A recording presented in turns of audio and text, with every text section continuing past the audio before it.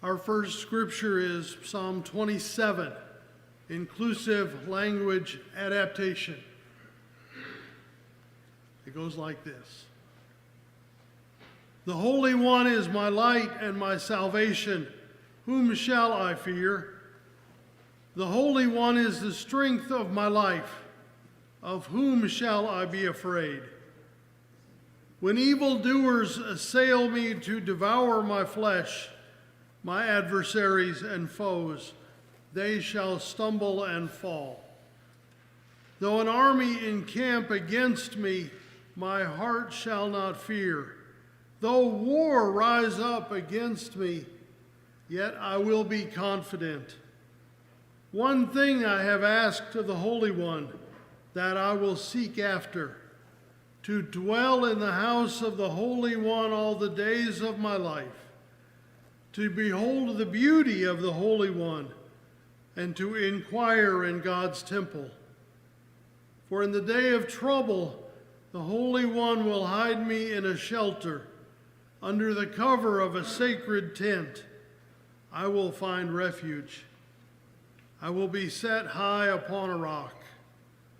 Now my head is lifted up above my enemies all around me, and I will offer sacrifices of joy in the dwelling of the Holy One. I will sing and make melody to the Holy One. Hear my voice, O Holy One, when I cry aloud.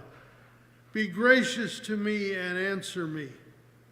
My heart says, seek the face of the Holy One. Your face, O Holy One, do I seek. Do not hide from me. Do not turn away in anger. You have been my help. Do not forsake me or abandon me, O Holy One of my salvation. Though my parents forsake me, the Holy One will take me in.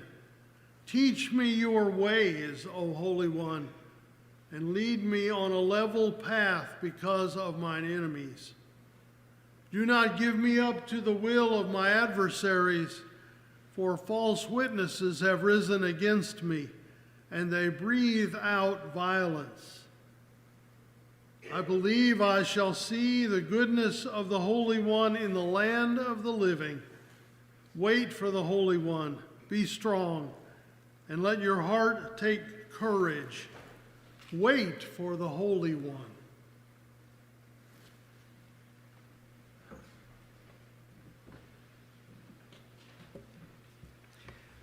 Well, we are honored this morning to welcome Hazel Krebs, whose story speaks to the beauty of authenticity, the courage of transformation, and the deep truth that every person is beloved in God's eyes. Hazel's journey is one of breaking free from the expectations placed upon her, expectations around identity, career, and life itself. In a world that often asks us to fit a mold, Hazel chose instead to live fully, embracing the truth of who she is with enthusiasm and grace.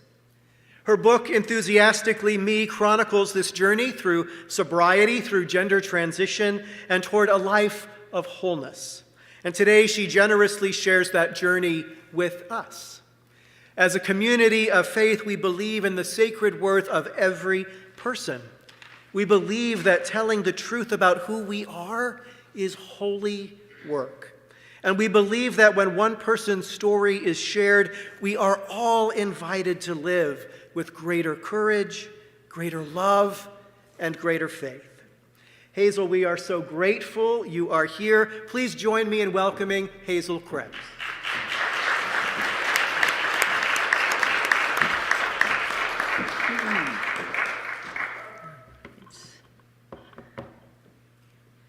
As Michael stated, my name is Hazel Krebs. I use she, her pronouns, and I am an author and speaker inspiring the world to live enthusiastically. First of all, I just want to say thank you to the Colonial community. Some of you I've known for years, which is hard to believe. It's been years already. Thank you for this opportunity, and I want to say thank you to Colonial leadership. I'm grateful for this opportunity, for this invite. And I also want to say thank you. There's a few people in the crowd who are here for the first time because I am up here. Thank you for being here. This is a special moment, and Michael asked everyone to take a breath earlier, and I really valued this because one of my goals in 2025 is to appreciate moments as they occur. It's easy to appreciate moments that are past moments, but appreciating moments in the moment is something I'm working towards. So I'm going to ask everyone to look around, take in this moment, and if you want to take another breath with me, I invite you to do that. Thank you. This moment is special for me, but it's really extraordinary for everybody. This moment is indeed just like think about how all of us got here and the unlikely events that we all made it here. Each of us has a story and that has countless decisions through our past that brought us here. I've been alive for over 40 years, and so 40 years of decisions have brought me here, and I'm just one. We all have our own decisions, choices that we've made over the years that have brought us here, and it's perfect that brought us all here together. One tiny change over the course of the years means we may not be here, and that goes for any of us. The possibilities are astronomical when you start to think of everyone in this room and all the decisions that we've made to bring us here. And I think about, particularly me, who transitioned my gender at age 39 just 4 years ago. You can do the math. And I don't want to take for granted that everyone in this room knows what being transgender means, so I'll just take a brief moment to explain. So when I was born, the doctors looked at my body and assigned me male based on the information they had. This misdiagnosis as male led me down a journey based on the expectations of what having that body means. For me, it caused significant pain at a young age. Some of my earliest memories of not really liking this misdiagnosis was at 8 years old, when I didn't really like my clothes or I didn't really feel like I fit in. And then a few years later, around 10, 11 years old, I definitely didn't fit in.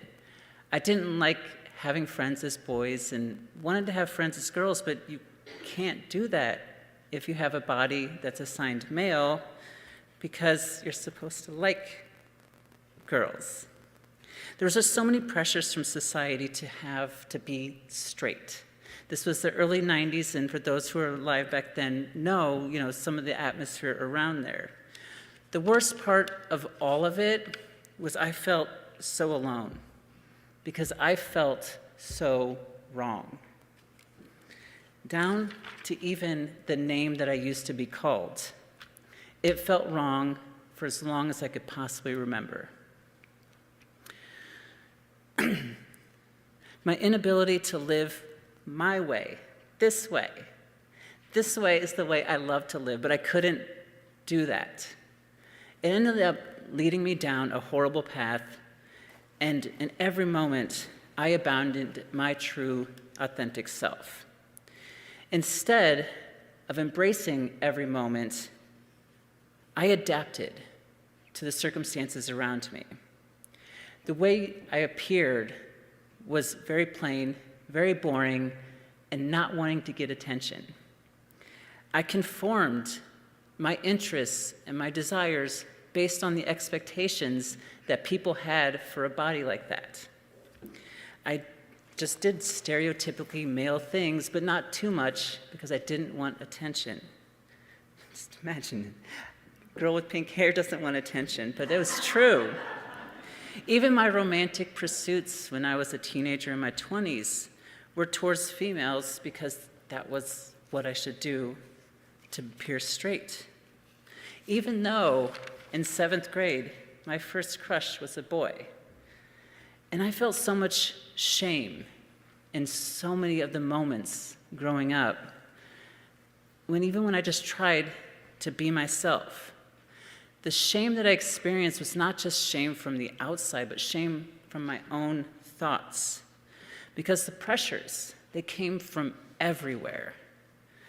The family that I had growing up, there was a lot of pressure to appear straight and fit in. Society in general. In the early 90s, HIV/AIDS, and there was a lot of anti-gay marriage rhetoric happening. The few friends I had, there was a lot of conformity to fit in.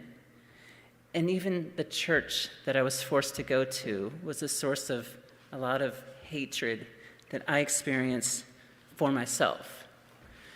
Reality is, I lacked courage. I couldn't stand up to the pressures to be myself.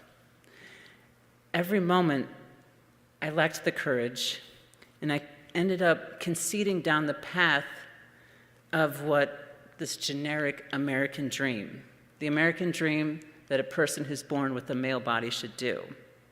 It wasn't my dream at all. For decades, I pursued this American dream. At one point, I married a woman.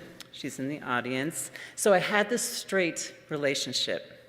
Had 2 wonderful kids who are in the audience. Had an amazing career on paper. The title I had included the word president in it. So I was pretty successful if you look at it as compared to the American dream. Had multiple degrees, multiple credentials. We actually talked about buying a home. And once we bought that home, of course, it would be fitted with a white picket fence, because that's what you're supposed to have. Yet, as I'm pursuing this American dream, I was nothing on the inside. Every moment consisted of fakeness on the outside just to fit in. I intensely hated myself and my life. I was battling substance abuse for most of my life, and it had control for that point. Every moment was sadness, depression, misery. There was significant times in my life I couldn't look in the mirror without having hate. Every moment was painful and agonizing. This crescendoed in 2018, which is actually when my book begins, and my depression became significantly worse. But in 2018, and the reason I start my book this way is that it is the new journey that I began. The journey towards this person who's up here in a pink dress and pink hair. I love who I am. I love the makeup, again, the hair. I have over 100 dresses in my closet, and I always want more. I am super outgoing. There's nothing about me that blends in anymore, and I love it. I love that I know so many people. These qualities about me, I love. And they're so different than who I was before. I know myself now. I know my authentic self, and I listen to my heart and myself when I decide what I'm going to do. I have courage now, unlike I used to. I have conviction to stand up for what I believe in, and believe me, trust me, just pick up a newspaper or look at Google News, and I need courage to be in this place and conviction, but I love it. I love being a mom to my 2 wonderful kids, and ironically, I am still straight. That's my boyfriend's in the audience too. Simply being me brings me great joy. So all of a sudden, as I look back, I am incredibly grateful for this past that I've had. Since my past has brought me here, the misery, the sadness, the substance abuse, everything brought me here, just like your past brought you here. In my last chapter of my book, is a letter I write to myself. It's a letter Hazel writes to that previous version of myself, expressing gratitude for that person.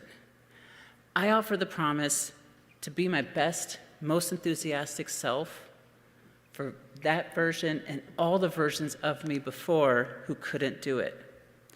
Since then, I've endeavored the life goal of inspiring everybody to live their most enthusiastic life, and that's my dream. If I can do it from where I came from, anyone can do it, and I'm hoping to inspire everybody to do it. That means that this moment is an intersection of my past and my future, and it's all under this umbrella of my dream. Remember this extraordinary moment that I'm talking about here? I invite everyone to just think about this moment again. Encourage you to take a breath with me if you'd like. I encourage everyone to simultaneously honor your own past that brought you here while building towards the future that you want to have. And don't forget, the intersection of our lives is the past and the future, and the intersection of all of our lives is this moment. And by the way, I'll stick around afterwards if anyone wants to intersect with me in the future. Hopefully everyone, well, this moment is special, and I hope everyone sees that this moment is special. It's also incredibly precious, as each moment is always fleeting. Soon, we will be on to the next moment, relegating this current moment to our past. The bright side, that future version of each of us should be grateful for what we're doing right here, right now, appreciating ourselves. Now, in this moment. As long as we strive to continue to be our best and most enthusiastic self. So what do we want to do for that future version of ourselves? First, who are you? I encourage all of you to think about the qualities that make up the wonderfully amazing person that you are, and answer for yourself, to be yourself, and be yourself enthusiastically. Secondly, what is the world that you want for yourself? There's so much negative news out there, particularly towards my community, which it can be tough. Like, okay, I'll be honest, it can be really tough. But I want a happy world, because this version of me, who I am authentically, likes the happy world. The best way I have found to make a happy world for myself is to approach the world happily. Turns out, and I love this, that many people love a happy world. And so I'm creating a happy world by showing up being happy. So we should always remind ourselves in every moment, always live your amazing, enthusiastic, authentic self every single moment, because the world deserves to have you as your most wonderfully authentic self. Live joyfully in the world around you, because if you bring joy to the world, there's more joy in the world. And I have found that when I bring joy, others have joy. So the cumulative effect is more and more joy. Cherish this in every moment, because this in every moment is special. And I have truly cherished this moment I'm sharing with all of you. Thank you so much for this opportunity.